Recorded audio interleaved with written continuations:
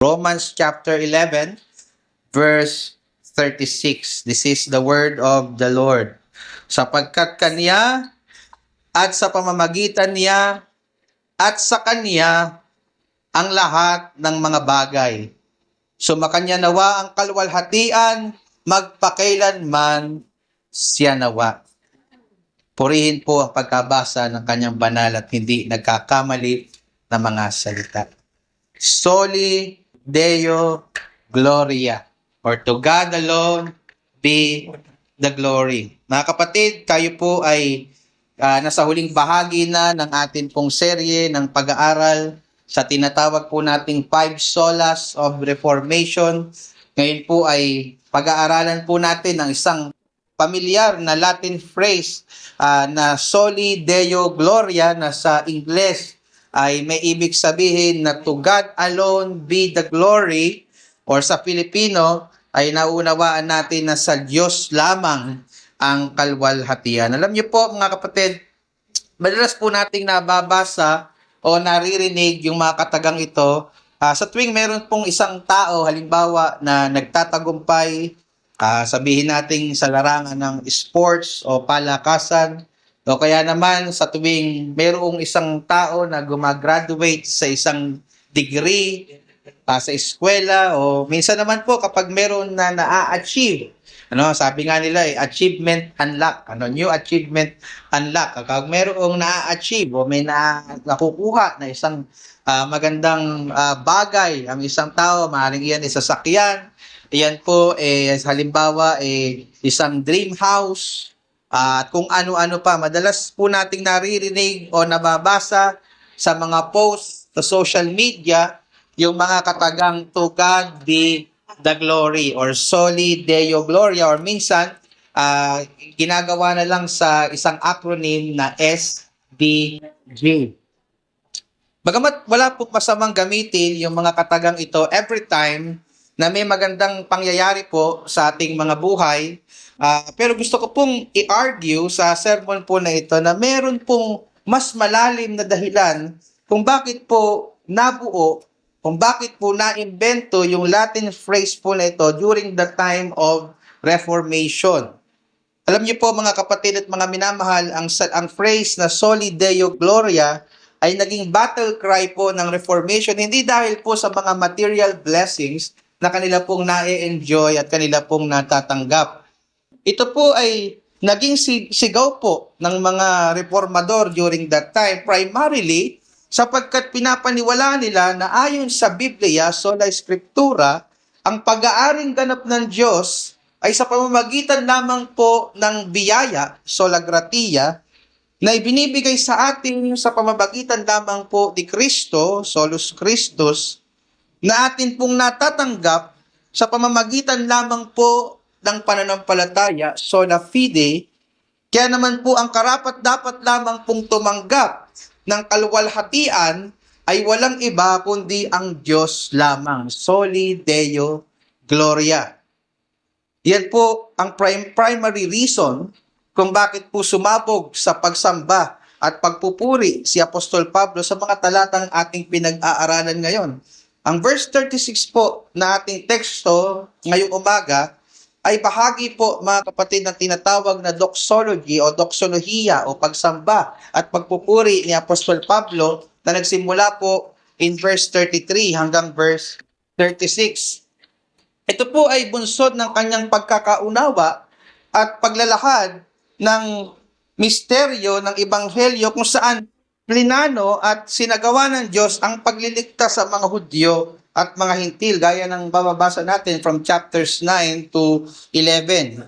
Ngunit maliban po dito, ito din po ay motivated sa kanyang pagkakaunawa na ang kaligtasan po o yung pag-aaring ganap, for that matter, yung justification by faith, ay gawa lamang po ng Diyos sa pamamagitan ng pananampalataya na siyang in-argue niya, pinatunayan niya from chapters 1 to chapter 8 ng book of Romans. Kaya naman po, hindi napigilan ni Apostol Pablo na sumabog at bumulalas sa kanyang bibig ang mga pagpupuri, ang pagsamba at pagluwalhati sa Diyos, hindi po sa mga bagay na material na kanyang tinatamasa, bagamat wala siya noon nung panahong sinusulat niya ito, kundi dahil po sa katotohanan ng Ebanghelyo at kanyang pagkakakilala kung gaano kaluwalhati at kadakila ang Diyos ng Biblia. Again, hindi po ito motivated ng material blessings.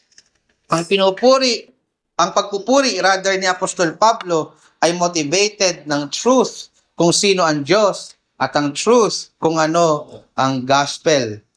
Kaya naman po mga kapatid, ang main argument ng sermon po na ibabahagi ko sa inyo ngayong umaga ay ito: sapat ang katotohanan kung sino ang Diyos at ng kanyang ebanghelyo upang tayo ay makasamba ng wagas sa Kanya. Uulitin ko mga kapatid at gusto kong mag-ring iyan sa inyong mga tainga hanggang inyong pag-uwi. Sapat ang katotohanan kung sino ang Diyos at ang kanyang ebanghelyo upang tayo ay makasamba ng wagas sa Kanya.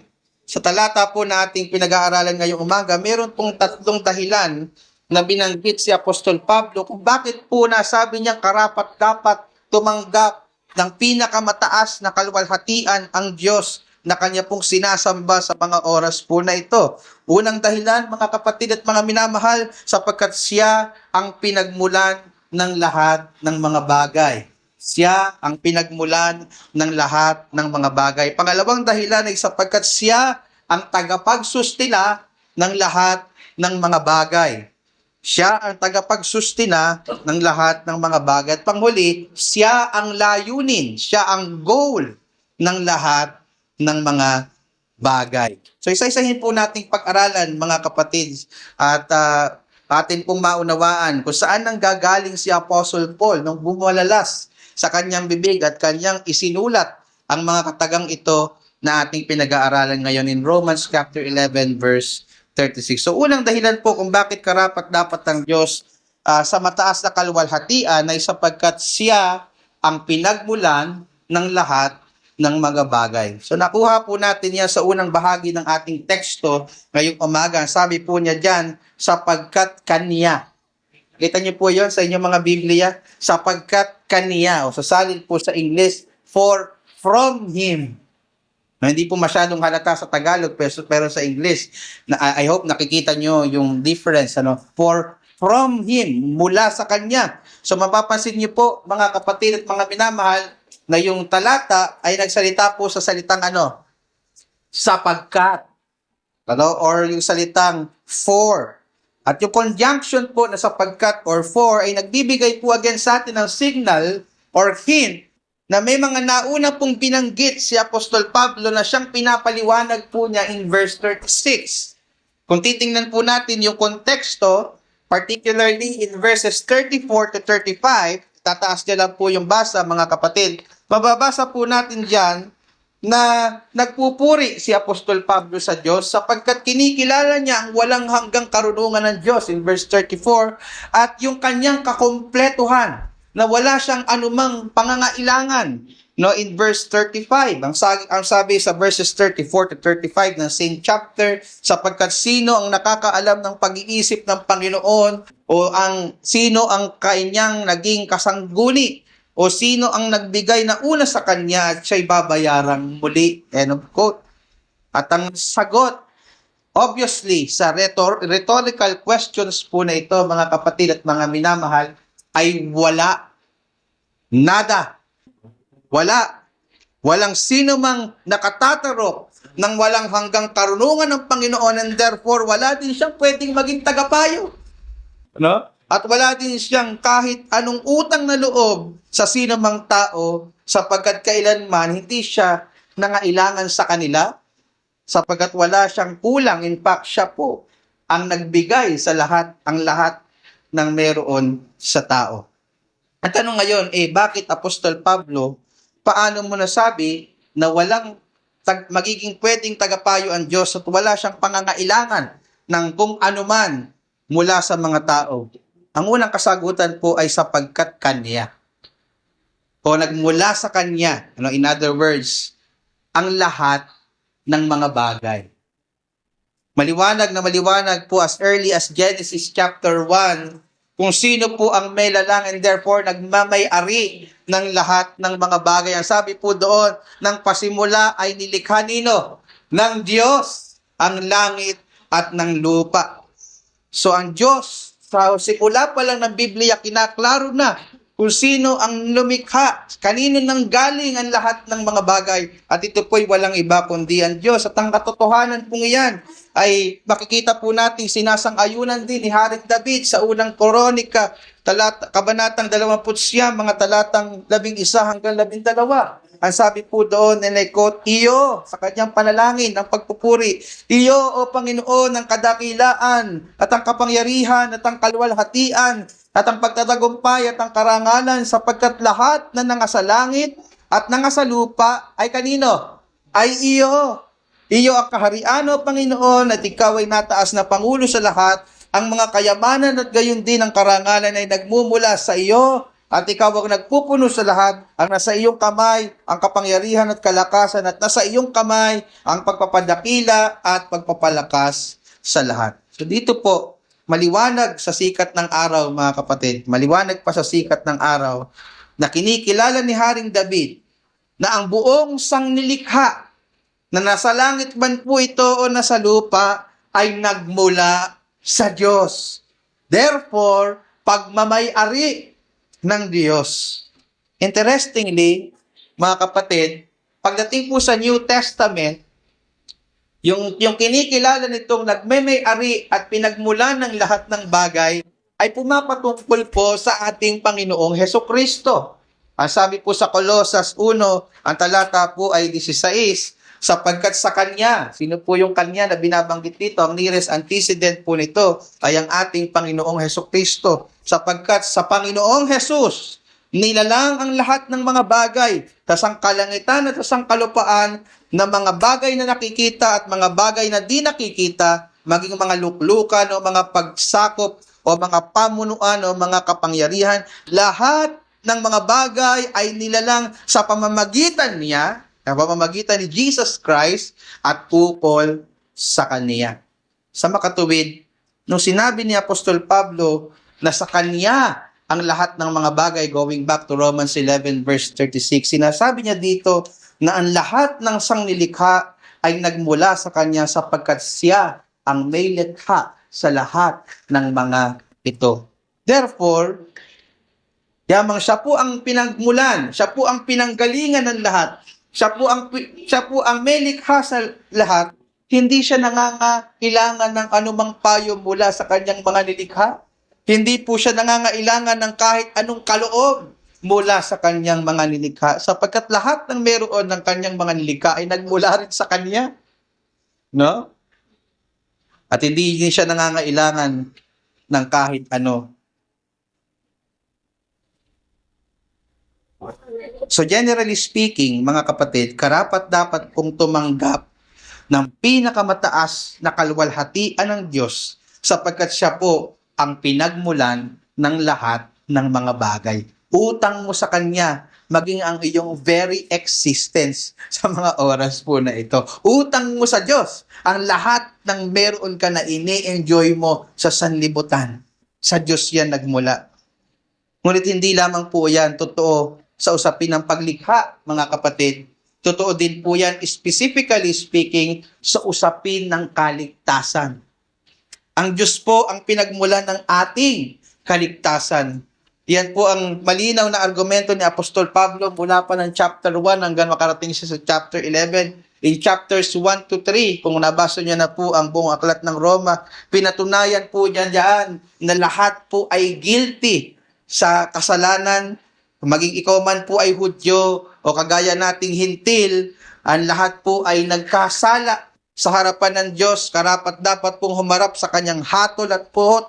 Kaya po ang naging conclusion ni Apostol Pablo pagdating sa chapter 3, matapos po niyang ilatag na in chapter 1, guilty ang mga Gentiles. In chapter 2, guilty ang mga Jews. Ang sabi niya sa chapter 3, verse 10, walang matuwid, wala kahit isa. Naririnig niyo po ba yun, mga kapatid? I don't care who you are. I don't care kung gaano nakarami ang nagawa mong kawang gawa sa iyong kapwa. I don't care kung ikaw ay mabuting anak o mabuting magulang. Sabi ng Bible, walang matuwid. wala kahit isa. Ang lahat ay nangagkasala at hindi nakaabot sa kalwalhatian ng Diyos. Romans 3 verse 23. That's the conclusion of Apostle Paul. Kaya naman po imposible na magmumula sa tao ang paraan at ang kakayanan upang maligtas niya ang kanyang sarili mula sa isang banal at matuwid na Diyos. Ang karapat-dapat po sa lahat ng tao, mga kapatid, ay ang walang hanggang kamatayan at parusa ng Diyos sa impyerno. Kung gayon, paano po magiging matuwid? Paano po aariing ganap? Paano po mapapatawad ang mga tao? Paano sila makakatakas sa karimari-marim na trahedyang ito na hindi ang puot at hatol ng Diyos dahil sa kanilang mga kasalanan? Ang sagot po, kung kanya pong matatanggap ang katwirang nagmumula sa Diyos. Kanino manggagaling, mga kapatid at mga minamahal, yung katwiran para tayo malinis at mapatawad? Katwirang nagmumula sa Diyos, hindi produkto ng iyong mabubuting gawa. Katwirang ibinibigay ng Diyos sa bawat sumasampalataya ng totoo sa ating Panginoong Hesukristo. Ang sabi sa Roma 3, di tayo maalis dyan, 24 hanggang 25, palibhasa'y inaring ganap na walang bayad. So, kailangan mo bang paghirapan? Kailangan mo bang pagbayaran? Hindi po. Ang sabi ng Biblia, walang bayad. Ang sabi, inaring ganap na walang bayad na sa kanyang biyaya sa pamamagitan ng pagtubos na nasa kay Kristo Jesus, na siyang inilagay ng Diyos na maging pangpalubag loob. Paano mawawala ang galit ng Diyos dahil sa kasalanan? Kay Kristo Jesus na nagsilbing pampalubag loob sa pamamagitan ng pananampalataya. Paano daw ito tatanggapin? Pananampalataya lamang. Saan? Sa kanyang dugo, upang maipakilala ang kanyang katwiran dahil sa hindi pagpansin sa mga kasalanan na nagawa ng nagdaang panahon sa pagpapahinuhod ng Diyos. So dito po, mga kapatid, maliwanag na ang kaligtasan at kapatawaran sa ating mga kasalanan ay matatanggap lamang po natin mula sa Diyos sa pamamagitan ng pananampalataya sa kanyang anak na sinugo. At mga kapatid, wala na pong ibang paraan. Kung naiintindihan mo yung mga inaral natin sa mga nakaraang solas na ating pinag-aralan, I hope naiintindihan mo sa mga oras na ito that there's no other way. Jesus Christ is the way, the truth, and the life. No one can go to the Father except through Him. So Romans 5:1-2, mababasa po natin diyan na tayo po ay nagkakaroon lamang ng kapayapaan sa Diyos at kapayapaan ng Diyos sa pamamagitan ng kanyang anak na ipinagkaloob sa atin. There's no other way. Romans 6:23, ang kabayaran daw ng kasalanan ay kamatayan, ngunit ang kaloob ng Diyos. Sino nagbibigay? Ang kaloob ng Diyos ay buhay na walang hanggan. Kanino matatagpuan? Sa pamamagitan ni Hesukristo na ating Panginoon. Again, sino po ang nagkakaloob ng kaligtasan, ng katwiran, ng kapatawaran sa lahat ng ating mga kasalanan? Iisa po ang sagot ng Biblia, mula sa Diyos. Sa paanong paraan ito ating matatanggap? Sa pamamagitan ng pananampalataya lamang sa anak ng Diyos. Pagdating po sa Roma 8, mababasa natin doon, ultimo po yung kapangyarihan na mapagtagumpayan po natin ng kasalanan. Ito po hindi nagmumula sa ating mga sarili. Ito po magagawa natin sa pamamagitan ng Espiritu ng Diyos na tinanggap po natin nung oras na tayo sumampalataya kay Kristo Jesus. Pagdating sa Roma 9 hanggang 11, ang pagpili at pagpaplano kung paano maliligtas ang kanyang mga hinirang na mga Hudyo man po ito o hindi, ay hindi po nakabatay sa kalooban ng tao. Ito po'y nakabatay sa soberenong kalooban ng Diyos.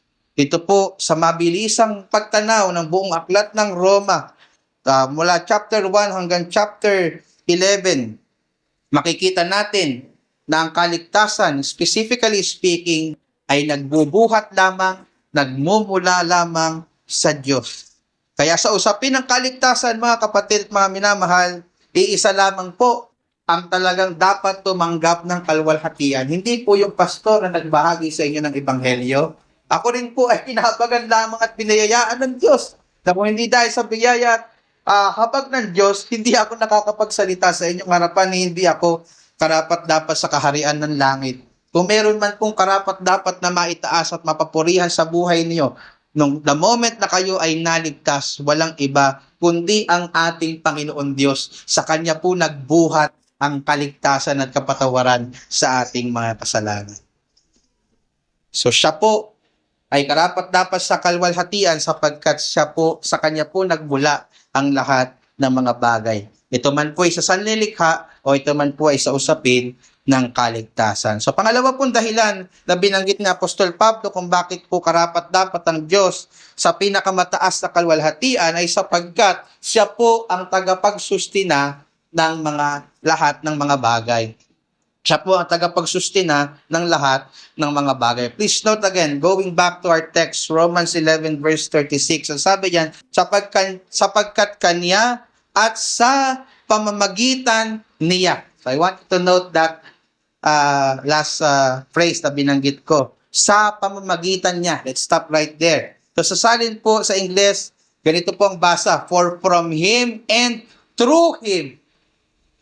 In other words, hindi lamang po nagmula sa Kanya ang lahat ng mga bagay, sa pamamagitan niya, through Him, nasusustina at nananatili ang lahat ng mga bagay, generally speaking. Interestingly, mga kapatid, again, ayon po sa Bible, yung nagsusustain na sinasabi dito ng Diyos ng lahat ng mga bagay, sinasabi dito ni Apostle Paul na walang iba kundi ang Diyos.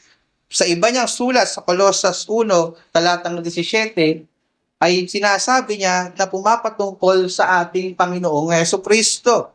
Ang sabi sa Colosas 1:17, at siya'y una sa lahat ng mga bagay, at ang lahat ng mga bagay ay nangabubuhay dahil sa Kanya, dahil kay Kristo. Ang lahat ng mga bagay ay patuloy na nag-i-exist at umiiral dahil kay Jesus Christ. At alam niyo po, yung salita po nangabubuhay in verse 17, galing po yan sa salitang Griego na sun istao, na ang ibig sabihin po ay to place together, to set in the same place, to bring or band together. In other words, ang Panginoong Hesukristo po ang dahilan kung bakit po nasa ayos ang lahat ng sanlibutan. Siya po ang dahilan kung bakit hindi nagkakabangga-bangga ang malahiganting mga planeta sa solar system. Hindi po ba kayo nagtataka? Wala namang sariling utak ang mga planeta sa ating solar system, pero bakit hindi po sila nagkakabangga-bangga? Si Kristo ang dahilan kung bakit nasa ayos ang lahat ng mga bagay. Siya din po ang dahilan kung bakit maging ang mga pinakamaliliit na molecules at atomos sa ating katawan ay hindi po nagkakahiwa-hiwalay. Siya po ang dahilan kung bakit hindi na uuwi sa pagkawasak ang lahat. In other words, hindi mo lang utang sa Kanya ang iyong pag-iral, utang mo din sa Kanya kung bakit ka patuloy na umiiral at maging mga bagay na na-enjoy mo dito sa sanlibutan.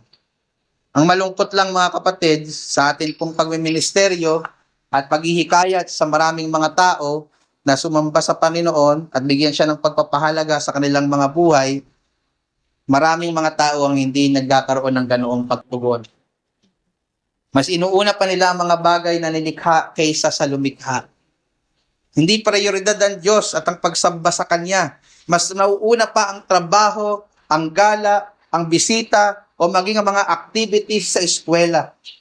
Napakaraming mabababaw na dahilan na kung pag-aaralan naman po natin ay wala namang matibay na basihan at wala namang kabagay-bagay.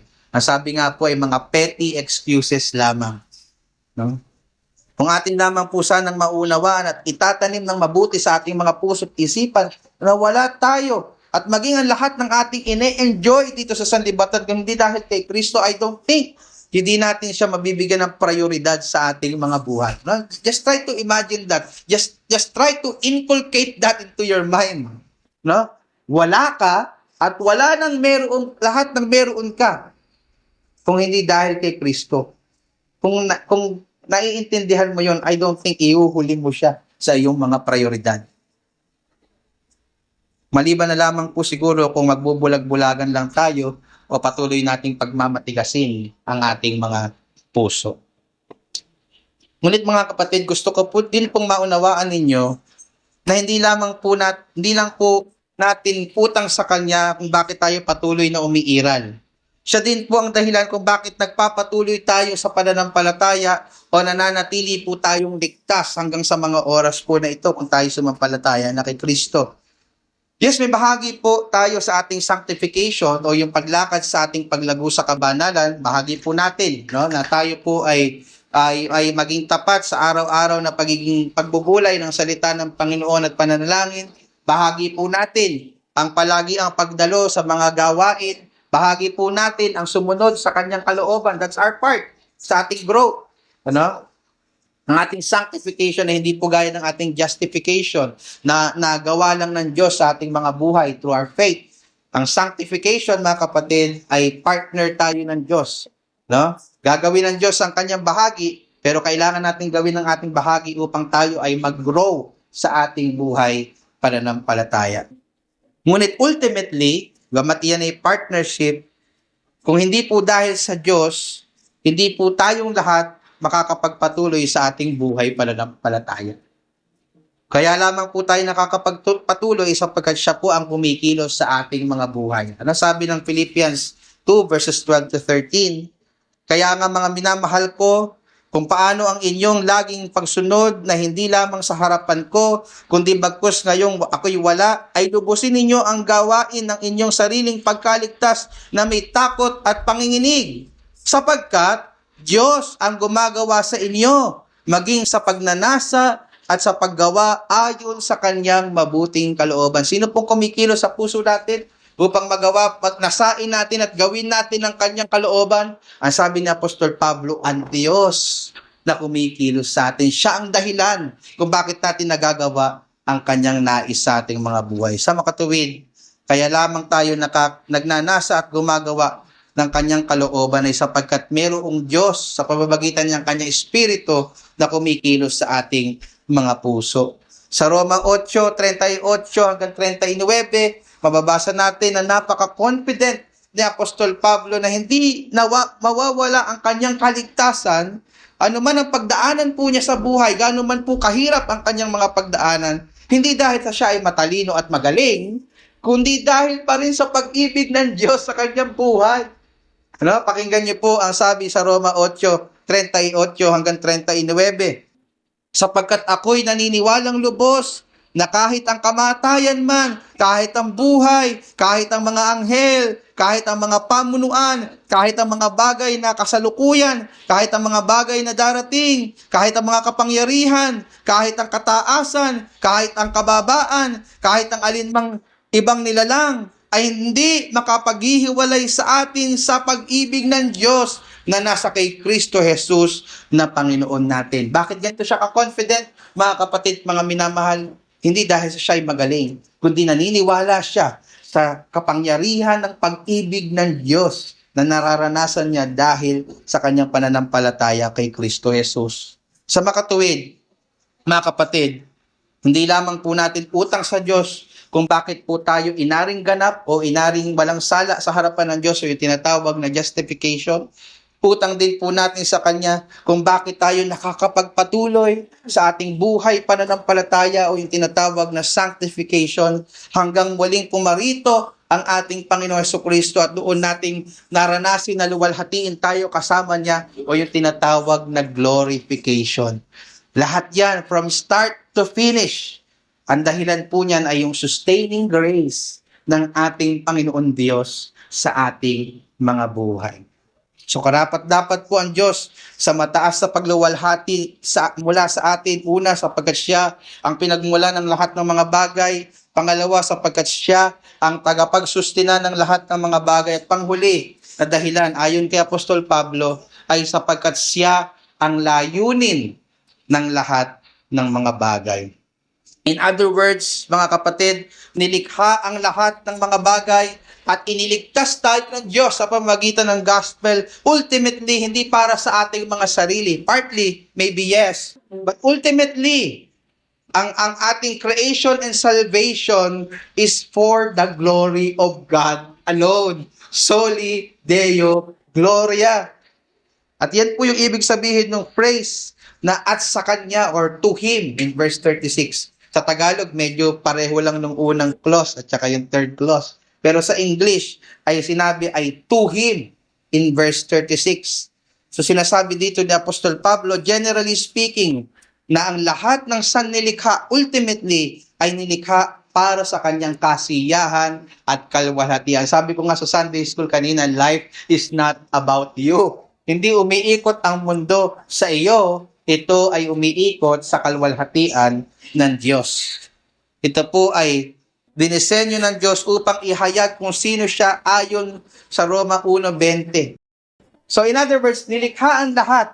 Ang sabi dito sa Colossians 1:16, hindi lang sa pamamagitan niya, kundi para sa Kanya. Yun yung sabi sa last phrase ng verse 16. Nilikha ang lahat for His glory, para sa Kanya. Pahayag 4:10 hanggang 11, ang 24 na binanggit po dito, na sabi dito na matatanda ay nangagpapatira pa sa harapan ni Yaong nakaupo sa luklukan at nangagsisisamba doon sa nabubuhay magpakailan-kailanman. At ilagay ang kanilang putong sa harapan ng luklukan na nangagsasabi, marapat ka o Panginoon namin at Diyos namin na tumanggap ng kalwalhatian at ng kapurihan at ng kapangyarihan. Bakit? Bakit marapat si Kristo? Marapat ang Diyos sa lahat ng mga ito? Sinagot din ng talata, sapagkat nilikha mo ang lahat ng mga bagay at dahil sa iyong kalooban ay nangagsilitaw at nangalikha. So mga kapatid, ang buong mundo ay nilikha hindi para sa iyo, kundi para sa kalwalhatian ng Diyos. Partly para sa atin, pero ultimately para sa Diyos. Nilikha ang lahat, kasama ka, para sa kahisiyahan at kalwalhatian ng Diyos. Sa pamamagitan ng mga nilikha, nakikita kung sino ang Diyos at sa pagkamalas natin ng kanyang mga nilikha, na motivate tayo upang sambahin ang kanyang kalwalhatian. Ngunit hindi lamang pong pagkalikha, mga kapatid, ang may layunin na magbigay ng kalwalhatian sa Diyos, maging din po ang pagkaligtas sa atin. Kung ang atin pong nauunawaan ng 5 solas ng Biblia, yung naturo ng Biblia, yung sola scriptura, na ang kaligtasan ay sa pamamagitan lamang ng biyaya ng Diyos at hindi sa ating mga mabubuting gawa, sola gratia, at walang ibang kakayanang ibigay sa atin, walang ibang paraan na ibinigay sa atin upang matamasa ito, kundi sa pamamagitan ni Kristo o solus Christus, na atin lamang itong tatanggapin through faith in Christ o sola fide. Wala pong dapat tumanggap ng kalwalhatian, kundi ang Diyos lamang o soli Deo Gloria. You see, ang 5 solas of Reformation ay na-formulate upang ang kalwalhatian na karapat-dapat lamang sa Diyos dahil sa kanyang ginawang pagliligtas ay hindi mapunta sa simbahan, hindi mapunta sa relihiyon, hindi mapunta sa gawa ng tao, kundi mapunta lamang sa Diyos na siyang nagligtas sa atin at patuloy na nagliligtas sa atin at magliligtas po sa atin. Sa Diyos lamang ang nararapat na kalwalhatian o soli Deo Gloria. So mga kapatid, ano po ang dapat natin na maging tugon sa mga katotohanang ating pinag-aaralan ngayon? Na ang Diyos ang pinagmulan, ang Diyos ang nagsusustina, ang Diyos ang may dahila o layunin ng lahat ng mga bagay. Isa lamang po ang malinaw na sagot ni Apostol Pablo, ang sambahin at luwalhatiin ang Diyos sa ating mga buhay. Ang sabi, again, in verse 36, sa pagsikat sa Kanya at sa pamamagitan niya at sa Kanya ang lahat ng mga bagay, sumakanya nawa ang kalwalhatian magpakailanman siya nawa. Now, sa paanong paraan po pabibigyan natin ng ganitong karangalan ng ating Panginoon Diyos sa ating mga buhay?